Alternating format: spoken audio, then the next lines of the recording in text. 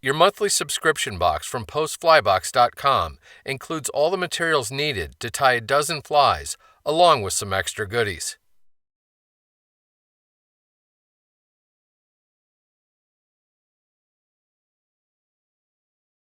The Bighead Streamer not only has a big head, but a big hook as well.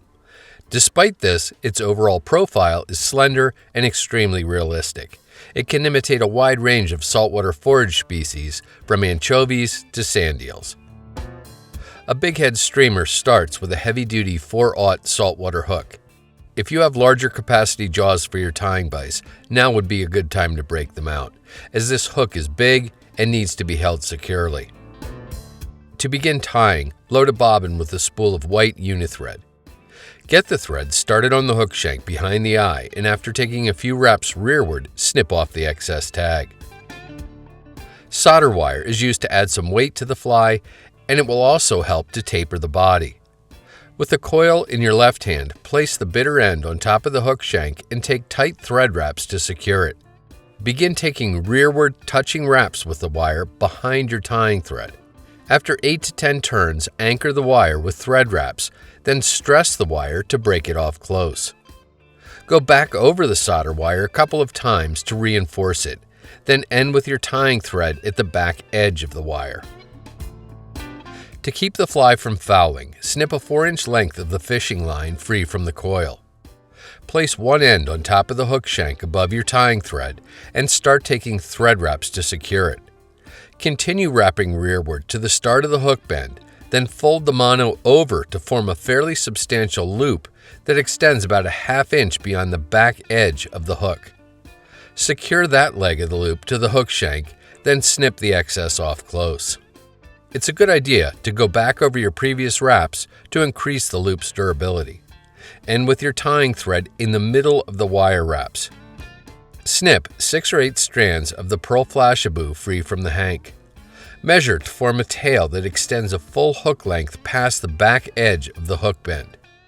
Use your tying scissors to snip the excess off close, then anchor the material to the top of the hook shank all the way back to the start of the bend.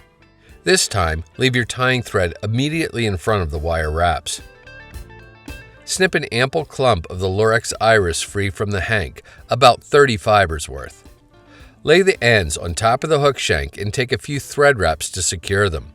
Take rearward wraps behind your tying thread with the material all the way back to the start of the bend, then back up the shank, still behind your tying thread. Go all the way to the initial tie-in point. Once there, anchor the material with tight wraps of tying thread and snip the excess off close.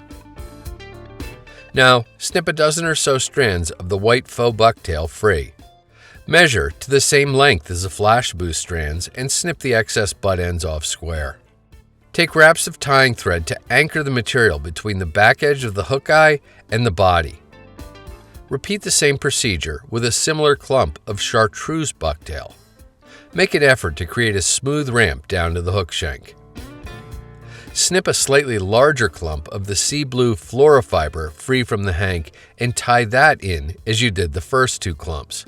Here too, work to produce a smooth ramp down to the hook shank. To add some shimmer, snip 4 to 6 strands of the pearl crystal flash free and tie them in like all the rest. Then, keep building up the head with thread wraps. For the final material to be tied in, strip 6 or so strands of olive ostrich herl free from the stem. Here too, measure and tie them in just as you've been doing. This time, however, really build up the head of the fly with wraps of tying thread. Ideally, you don't want any material peeking through. End with your thread a little ways back from the back edge of the hook eye.